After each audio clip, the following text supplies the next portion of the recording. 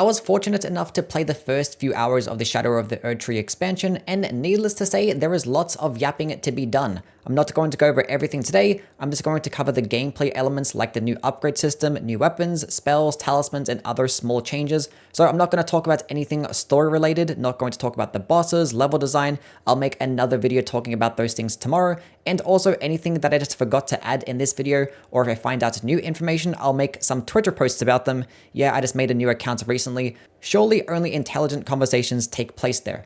Now, just for some more additional context, we only had an area that was roughly half the size of Limgrave to explore, and we only had 3 hours to play. So there is going to be stuff that I might have missed. I also wasn't allowed to talk to any other content creators to share information. So anything in this video that you see is just directly from me. Well, except for the gameplay itself, I wasn't actually allowed to save my own. Bandai Namco provided me with about 13 minutes of just like random gameplay, which doesn't really show much. So I am going to be doing a lot of describing. Now we're going to start off talking about the new upgrading or leveling system. If you did not know already, there is going to be a new way to level up your character via some buffs that is specific to the DLC location. This is made so players don't just run from boss to boss and then steamroll the entire game. Now this buff is called Shadow Realm Blessing. It is upgraded similar to how you upgrade your healing flask. You grab items that are scattered throughout the world. They are in somewhat obvious locations, and you can consume these at the Site of Grace to give yourself a buff. Now from my testing, this is a 5% damage increase, and I believe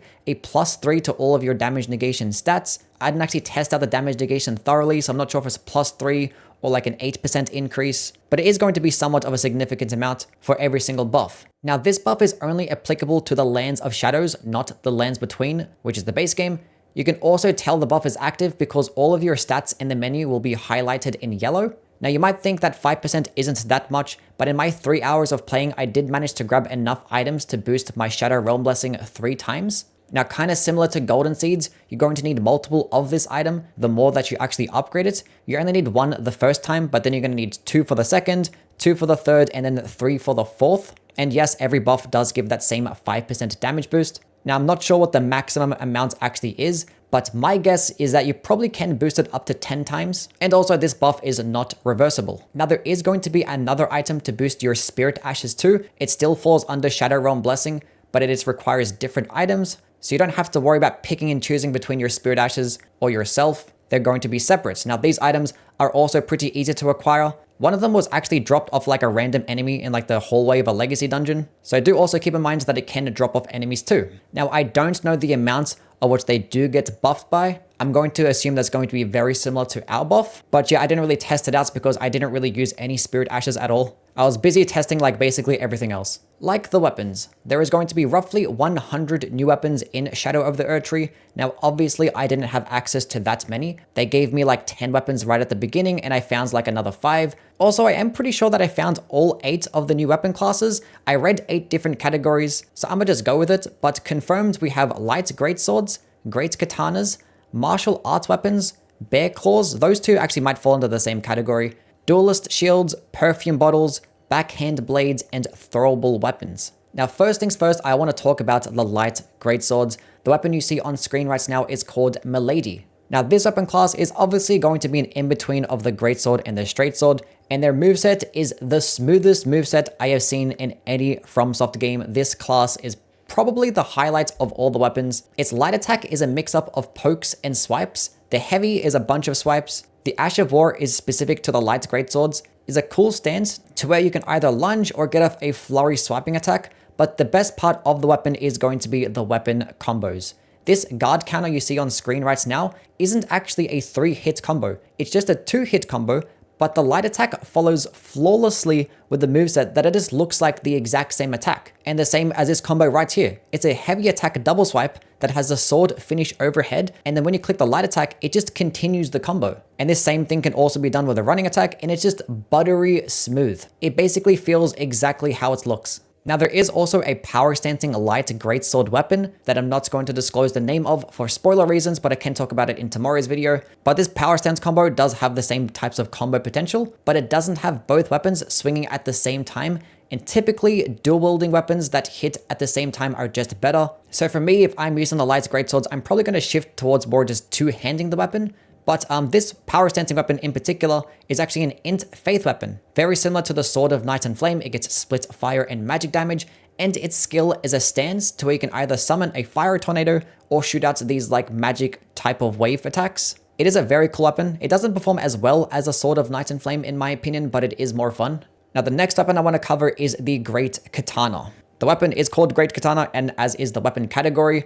Unfortunately, there isn't a gameplay for me to share, but the closest thing that I can really compare it to is the Kensei from For Honor. You get a mix-up of these poking attacks and these half downward chops. Your running and heavy attacks also do get pokes too. They do get bleed, and they do get a unique Ash of War option that is also a stance to where you can either do a big overhead swipe or a flurry of overhead swipes. They're going to be pretty similar to curved greatswords in terms of damage and speeds. They're all going to do slashing damage as well, although they do get less poise damage, but some of their poking attacks can come out pretty fast. And unfortunately, I didn't actually find a second one to test out the power stancing combo. The martial arts weapons and the bear claws, I think are going to fall under the same category, even though the category names was actually different, but they do perform very similar. This weapon you see on screen is called the dry leaf, and this weapon you see, I do not recognize. It kind of looks similar to like the bear claws I got to test, but like a different color. So yeah, forgive me for not remembering. I played it like 2 weeks ago, and this gameplay was sent to me like a couple of days ago. But the way I like to categorize these weapons is that the dry leaf is kind of like a dexterity-based fist weapon, and the bear claws are kind of like a strength-based claw weapon, because they also do get bleed as well. And in my honest and humble opinion, they're more fun than fists and claws, but they perform worse. The main reason is that none of their attacks have the weapon hit at the exact same time, which when dual wielding, this is just going to be better like almost always. It means you're just maximizing your damage in like a little amount of time possible. Now this flurry attack kick that you see is going to be an Ash of War. Does get some nice amount of hype armor, but it is a longer animation, so it might be a bit more situational. There is a cool skill for the bear claws that isn't shown, but it is a very short range single swiping attack that does get a cool animation and have high stance damage. Now, one thing we didn't actually have access to was the multi-hit talismans, and honestly just not much time, so I couldn't really test the maximum potential of these weapons. I do see these being very viable options, but it is hard to beat out weapons like the Star Fist or the Raptor Talons. The backhanded blades, the weapon that you're seeing on screen right now, is called something, I forgot the name, but they are power stancing types of weapons that are very comparable to curved swords, and probably just going to be outclassed by power stance curved swords, because the power stance curved swords swing both weapons at the same time, and their running attacks and jumping attacks hit so many times that it results in very broken builds. But this thing looks cooler, and that's all that matters. But these weapons do have a couple of benefits over power stance curved swords. One, it means you just have to level up one weapon to be able to dual wield. Just in general, normally when you have the power stance or dual wield, you have to upgrade to 2 different weapons. And with a dual wielding weapon in itself, you do get access to like running heavy and running light attacks, jumping heavy and jumping light attacks, and also there's power stance charged heavy attacks too. Of which the running heavy attack is very comparable to curved swords, and it might just end up doing more damage. And the charged heavy attack is actually really good. And overall, I feel like it does do more stance damage than the curved swords, especially with that Ash of War that you see here. It is a very nice lunge for not much FP, but it is somewhat harder to control. The duelist shields are something I did not test out much. I probably killed like 3 enemies with them and then took them off. They like literally feel like playing with a regular shield, but just with a couple of extra light attacks. The range is obviously going to be their biggest downside. One thing that I actually didn't test that I wish I did is if they get critical attacks or not. I hope they do get critical attacks, because if they didn't, that would be kind of silly. The perfume bottles are now going to be weapons in this game via the DLC. Their light and heavy attacks do these cool projectiles, and no, they do not consume any FP. Now, I didn't have time to test their max potential, and they also didn't give us the perfume talisman to see if it actually helps boost the damage. I also didn't find a second one to test the power stancing combo, but the weapon I did test was called the Fire Spark Bottle, and I didn't really like it. The range was not that good, the moveset was pretty slow, doesn't really stagger those larger types of enemies like Omens or Knights. The stance damage doesn't seem good enough either, but once again, I didn't have enough time to make a build around it, so it is definitely going to be better than what I'm making it out to be. There are going to be a bunch of new throwable weapons in Shadow of the Erdtree. There is one that I played with that does fall under the new weapon class, that is called the Smith Script Dagger. I might be wrong on that name, it's definitely Smith something, my memory is like a little hazy. But these are basically a way to have projectiles with your light and heavy attack that do respectable damage, and they don't consume any FP. You can fully charge the heavy attacks for some better stance damage, but don't expect much. And no, the character we used did not have the arrow reach or sting talisman, so I don't know if either of those things work with this. Now these should definitely be used at a distance because at point blank range, their damage, range, and stance damage is going to be outclassed by most other melee weapons, but it is going to be a very nice projectile based option that you don't have to spec into faith or intelligence for, and it probably is going to be best paired alongside some status effects types of builds, because yeah, this weapon can be infused. Now there are going to be a bunch of other smith script weapons that don't fall under the throwable weapons class, but they do get projectile heavy attacks. There is an axe, of what you see on screen right now. There is a great hammer, and there also is a spear. The spear is very similar to like Spectral Lance, Ash of War, or the Follower's Javelin from Dark Souls 3. The great hammer does this cool spin to win and throw. It kind of looks like from like the hammer throwing sport. Now they obviously don't consume any FP. They do work the Axe Talisman and the Spiked Cracks tier. They can proc status effects, but they do typically have longer animations and don't do as much stance damage as other weapons in their class. So if you're going to be using the Great Hammer and expecting to melt enemies' stance bar at a distance, don't. Now there were a bunch of other cool weapons I came across when playing the DLC. One was called the Fire Knight's Greatsword. You guys are going to kick out of this one. This is basically a colossal sword that has a very similar design to the Flamboge. It doesn't get bleed. It can be infused. It gets the Godslayer's Greatsword light attack combo and the Zweihander heavy poking attack.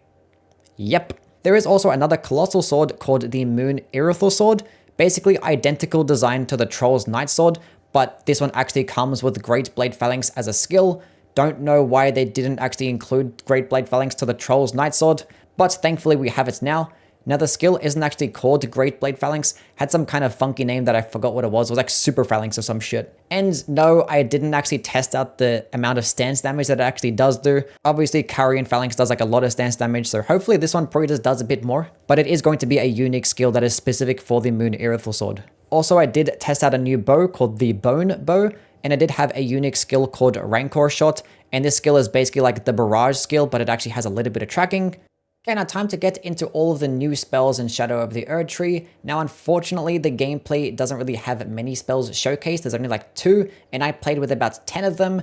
And honestly, most of these spells that I played with kind of just suck. Hopefully they can get buffed. But yeah, even with like really high level builds with all like the buffs in the world, some of these just perform terribly. But to start off with the incantations and the absolute best spell, S tier spell, Night Lightning Spear. There is no gameplay for this, but basically how this works, for 35 FP, you basically do this Lightning Spear attack. It's like identical to Lightning Spear, but alongside this Lightning Spear, it actually shoots out 4 other lightning projectile attacks, kind of similar to like a homing soul mass type of thing, or like a phalanx attack. There'll be 4 other projectiles that surrounds the player, and it is all tracked towards the enemy, and pretty quickly as well. And not only does this do like amazing damage, but those 4 projectile attacks are guaranteed. Even if you get staggered out of like the initial lightning spear, those 4 attacks will still come out. The skill can be fully charged, and best of all yet, this thing does roughly 30 stance damage. So like 25 to 30 stance damage. Obviously, I couldn't get the exact number. I was just testing it out on enemies of which I knew their poise value, which if you don't know how much 30 stance damage is, that's basically twice the amount of Stone of Garank. And it does it in a much quicker projectile attack. That does insane damage. Next spell I want to talk about is Pest Threads Spears. This is going to be just like a bigger version of Pest Threads. Kind of shoots out these like 2 spears in like a V-shape attack. I'll try and put something on screen to help you visualize it. Now this is going to do more damage than Pest Threads, but against those larger types of bosses where Pest Threads really excels, it's probably not going to do as well because Pest Threads does get more aggressive tracking, meaning that I can actually hit those enemies more times. Pest Threads Spears still get some pretty decent tracking, so against those larger enemies, I did test that out against like the Limgrave Dragon. It can actually hit him multiple times. But the benefit of Pest Thread Spears is that it actually does really good damage against those smaller enemies too, where Pest Threads does not. So it is going to have more versatility.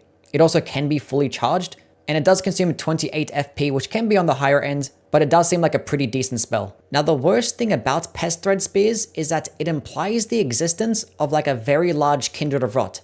I don't like that idea. There is going to be another healing spell called Minor Erdtree, which is just identical to Melena's spell, where she summons that tree, has a bunch of health regen. Now this spell has ridiculously high requirements. I think it was like 70 faith, does cost 30 FP, but it is going to be like the warmth equivalent from the previous games, and does do like a little bit of health regen in a nice AoE. Now the next spell is this bear roaring attack. I forget the actual name, but yeah, this one, I'm not really too sure what it does. I kind of ran out of time. I didn't really get to thoroughly test it, but the damage of this thing is not that good. It can be fully charged. It does like stun lock enemies pretty nicely. I think it does have like a secondary effect to it. I think I remember reading the description of it, and it probably said something like boosting the potency of certain spells. My mind might be playing tricks on me. The whole like experience was like somewhat of a blur. I didn't write down everything because there was so much stuff to keep track of. I did not notice that it actually debuffs the enemy like Grail's Roar, because typically there would be like a visual indicator on the enemy, but I didn't really notice the buff on my character, but there probably will be one. So yeah, sorry for not really like testing this one out thoroughly.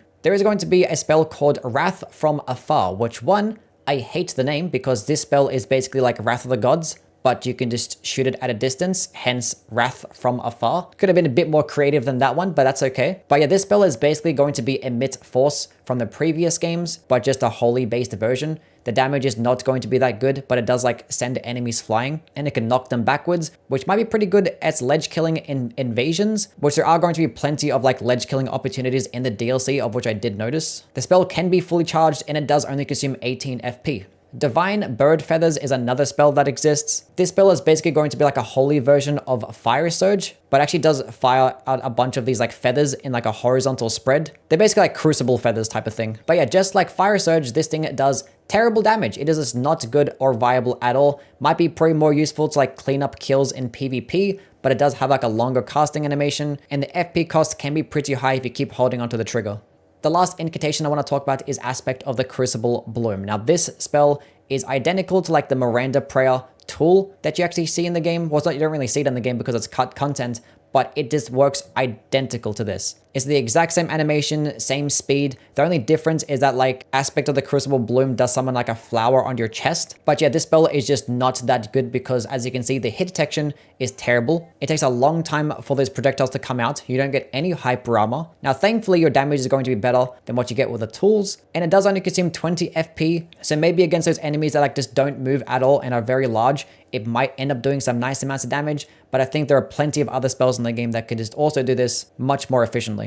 Now, getting into the sorceries, the best one here is going to be Gravitational Missile. Thankfully, there actually is gameplay of this one, and as you can see right here, this summons this cool black hole and it sucks enemies in. Every second or so, it hits them about like 3 or 4 times, and then does this pretty big explosion. Now, this is obviously going to be really good against those enemies that can get staggered, because you can just like infinitely stun lock them. Against enemies that do have hyper armor dodges, they are going to be able to dodge it pretty easily, because it doesn't really attack that often. And the total overall damage isn't going to be that high, but this spell only consumes 18 FP. And obviously this spell is going to have a great synergy with basically any other spell. You can just use it and have a whole group of enemies just like get clumped up together, infinitely stun locked, and you can just use your other types of damaging spells to either clean them up or just do like immense amounts of damage. I see this spell getting lots of uses. It's actually pretty good. There are the spells Glintstone Nail and Glintstone Nails. The one you see on screen right now is Glintstone Nails. It kind of just seems like it's another sorcery projectile attack. Does have somewhat nice tracking. The damage isn't really too high, doesn't really get good stance damage at all. Does consume at 23 FP, and there is like the regular Glintstone Nail version that just shoots out like one projectile that doesn't get like any tracking for 12 FP. Now, one thing that I actually noticed about these spells is that enemies don't really like input read or dodge it.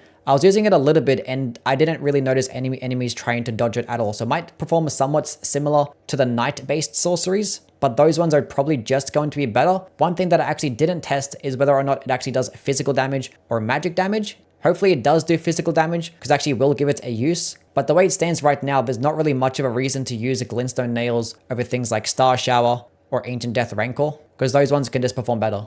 Now, time to talk about all of the different Ashes of War that I played with. Now, I already did talk about some of the Ashes of War in the weapons section, so I'm not going to really talk about too many here. There's only about 5 that I want to touch on. First one being Crucible Wings. Yes, this is actually an Ash of War that can be equipped onto multiple different types of weapons. The whole animation does get infinite hyper armor. The recovery frames can be a bit long, so you might notice that you're going to get hit a bunch every single time that you use it. And as you can see with this attack right here, it definitely looks a lot different compared to when like a normal Crucible Knight uses it. Because this one is like a really cool flurrying attack, whereas the Crucible Knight does a poking attack. And that is because depending on the weapon that you use is going to be dependent on the animation. If you use Crucible Wings with a light greatsword or a greatsword, it's going to do the poking attack. Using it with a twin blade is going to make it do this attack. And basically with almost every single weapon, the animation lasts just as long. So just pairing it alongside larger types of weapons is going to make it do more damage. When I used it with a light greatsword, it didn't really perform that well in terms of damage. So using it with like a greatsword is going to make it do a lot more.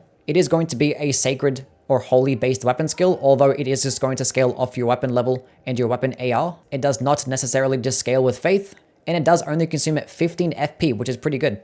Flame Spear is another Ash of War, and the best way to describe this one is that it is going to be a fire-based poking attack. It does shoot out a little bit of a fire AoE after the poke, and hitting with it at point blank range is going to make it do bonus damage because you're hitting with both the weapon and the fire projectile. Being that it is a fire-based Ash of War, it is going to scale off strength with that projectile attack or faith, depending if you have it flame art infused or not. This skill actually can also be fully charged to obviously make it do more damage and make the projectile go further. The best way to describe this attack is kind of like Lady Maria's lunging poking attack that she gets. Kind of looks similar to that, but it doesn't really go as far. But this skill also does buff the weapon with fire damage. It gives it plus 90 or plus 95 fire damage from my testing, which is very similar to Flaming Strike. Now, typically Flaming Strike is going to be better in most cases, but this thing can actually be equipped onto Colossal Swords, which Flaming Strike, you cannot equip that onto Colossal Swords. And this actually does buff it in a quicker animation, so Flame Spear might honestly be one of the better options in the game.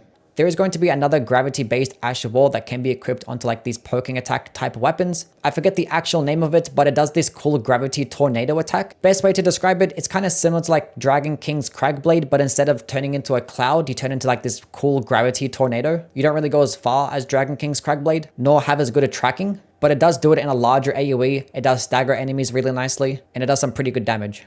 Divine Beast Frost Stomp is another Ash of War, and this one is basically identical to Hoarfrost Stomp. The projectile goes like just as far. They both don't really do good stance damage. It procs frost just as fast, but the difference is that this one has like a longer animation, costs a bit more FP, but just does more damage. It probably does like almost just as much damage as like the old Hoarfrost Stomp way before it got nerfed, but being that it does have a slightly longer animation, it is going to be a bit more balanced.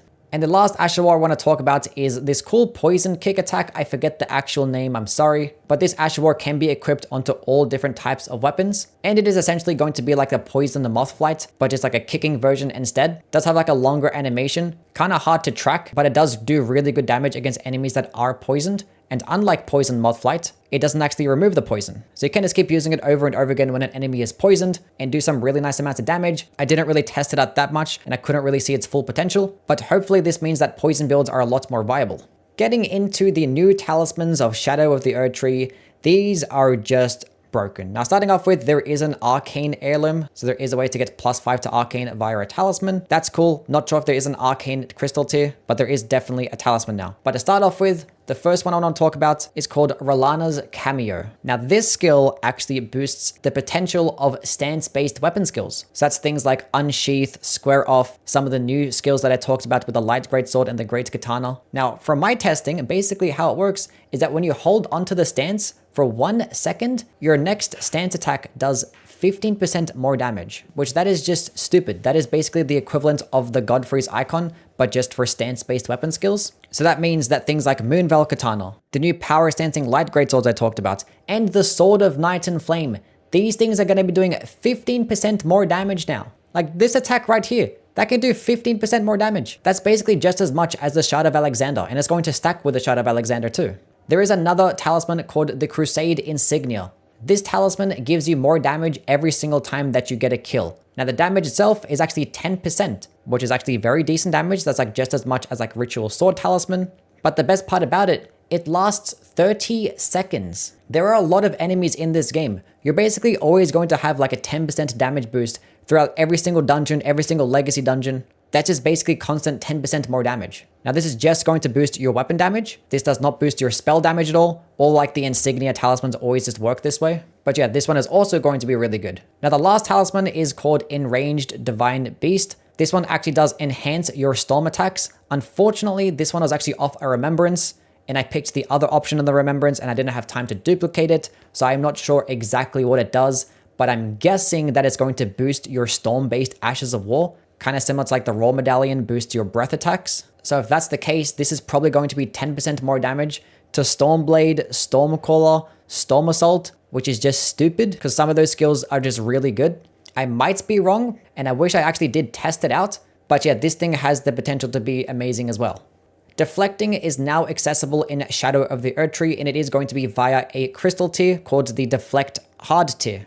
Now, if you don't know what deflecting is, it basically is just a perfect guard. If you block at the correct time, which is typically just as an enemy hits you, you don't take any damage and you take a lot less stamina damage. Now, I did acquire the Deflect Hard tier of this big fiery giant dude. This guy's not a boss, by the way, and I did it like right at the end of my playtime, so I didn't have much time to test it out. I only used it with a shield, so I'm not sure how it works with like a regular weapon. Not sure if it just negates all types of damage. But one thing it definitely does do is kind of like negates like almost all of your stamina consumption. You basically take like 90% less stamina when you do a perfect guard compared to like a regular block. And the deflect timing is actually somewhat forgiving. It doesn't really feel as easy to do in Sekiro. You can't really spam it. You have to be a bit more precise with your timing, it seems like, but it is actually still pretty forgiving. Now in Sekiro, when you deflect it, it actually does break posture or like your stance. But in this game, it doesn't actually do that, but it does actually boost your guard counters, which from my testing, it boosts your guard counterattack damage by 40%.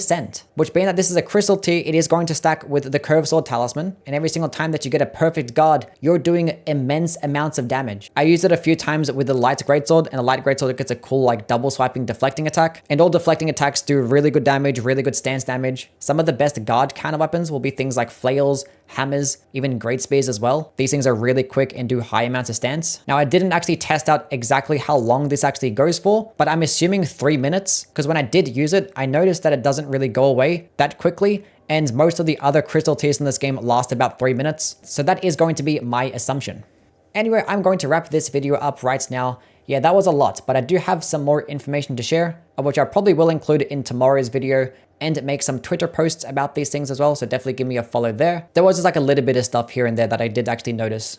And do follow me on Twitch because I am live there every single day. So if you did want to ask me questions about anything, just give me a follow there as well. Anyway, I'll catch you guys around. Bye.